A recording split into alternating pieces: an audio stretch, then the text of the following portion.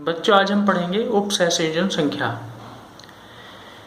किसी क्रिस्टल में कोई भी अवयवी कण जितने अन्य अवयवी कणों से घिरा होता है उसे उस क्रिस्टल की उपसहसंयोजन संख्या कहते हैं।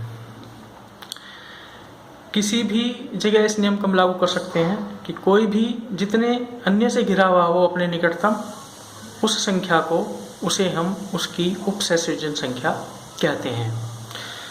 इसको हम व्यक्तियों पर भी लागू कर सकते हैं, पर वे निकटतम कितने व्यक्तियों से घिरे हुए हैं वो हमें देखना होगा।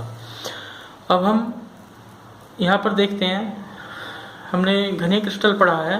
घनीय क्रिस्टल में 3 प्रकार की एकक कोष्ठिकाएँ बनती हैं। साधारण घनीय एकक कोष्ठिका, काय केंद्रित घनीय एकक कोष्ठिका, फलक केंद्रित घनीय एकक कोष्ठिका। इन एकक कोष्ठिकाओं के आधार पर 3 प्रकार के घनीय क्रिस्टल बनते हैं।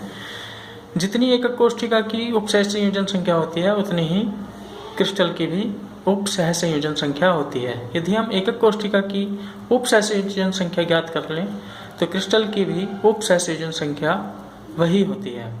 तो सबसे पहले हम देखते हैं साधारण घनीय एकक कोष्ठिका की उपसहसंयोजन संख्या। ये 6 होती है। किस तरह से 6 होती है हम देखेंगे। ये साधारण एकक कोष्ठिका है, घनीय एकक कोष्ठिका।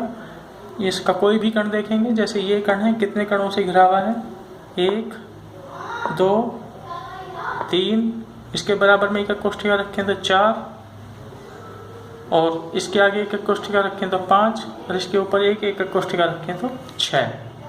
तो इस तरह से कुल 6 अवयवी कणों से घिरा हुआ है। तो इसलिए साधारण घनीय एकक कोष्ठिका की उपसंयोजन संख्या हो गई 6।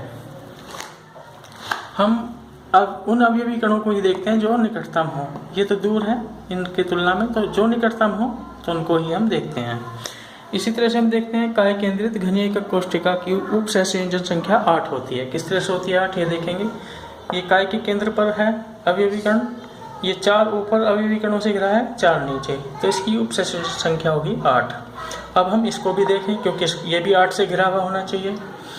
तो इसके लिए निकटतम कण कौन सा पड़ेगा, जो काय के केंद्र पर है। इसके लिए निकटतम कण ये नहीं है, क्योंकि इन कणों की दूरी इसकी तुलना में, काय के केंद्र वाले कण की तुलना में अधिक है। तो इसलिए हम केवल काय के केंद्र वाले कण को ही देखेंगे।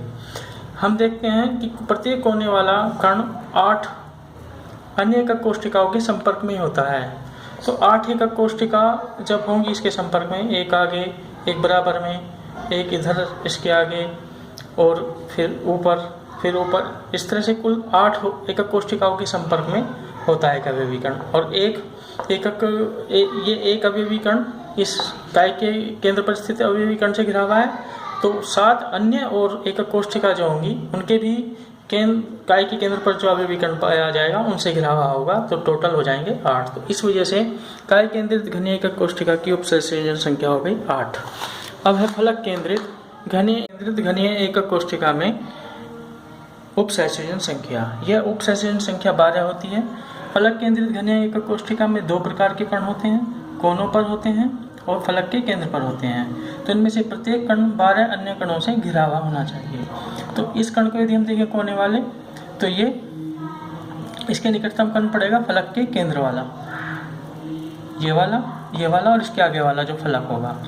तो 3 कण तो इसी एकक कोष्ठिका में होंगे जिनसे घिरा हुआ है फलक के केंद्र पर, जो निकटतम है इसके अलावा ये एकक कोष्ठिका होगी जिसके 3 फलक के केंद्र के जो कण होंगे उनके निकटतम होगा ये 1, और ये नीचे वाला तल 2 और एक सामने वाला तल 3 कण हो गए एक एकक कोष्ठिका।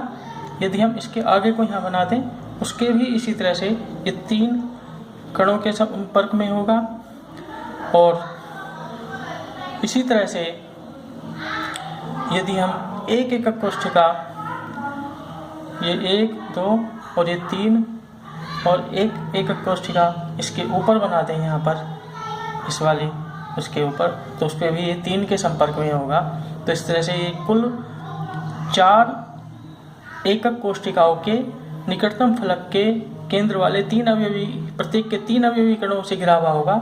इससे 4 × 3 बराबर 12 अवयवी कणों के संपर्क में ये होगा। तो इसकी उपसहसंयोजन संख्या होगी 12। इसी तरह से हम इसको देखते हैं, इसमें ये 4 अवयवी कण इसके निकटतम है, 4 ये होगी इनके गिनेंगे तो ये हुए 4। इसके अलावा इसके निकटतम ये कण पड़ेगा, इसकी दूरी भी इतनी होगी जितनी ये है, तो 5।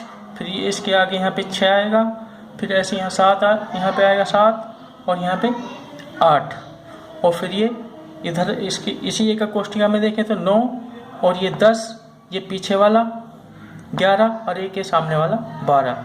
तो टोटल ये भी 12 अवयवी कणों से घिरा हुआ है, 4 तो कोने वाले और 8 जो फलक के केंद्र वाले, जिसमें अलग अलग एक कोष्ठिकाएँ हैं, जिसमें 4 अवयवी कण तो फलक के केंद्र में होंगे जिससे ऊपर एक कोष्ठिका बनी हुई है, और 4 अवयवी कण भी हैं जो ये इसी फलक के साथ में हैं। तो इस तरह से इसी एक कोष्ठिका के साथ में है। इस तरह से इसकी उपसंयोजन संख्या होगी 12। और जो षटकोणीय है, हमने क्रिस्टल पढ़ा है षटकोणीय निविड संकुलन में, उसमें भी उसकी भी एक कोष्ठिका की उपसंयोजन संख्या 12 होती है।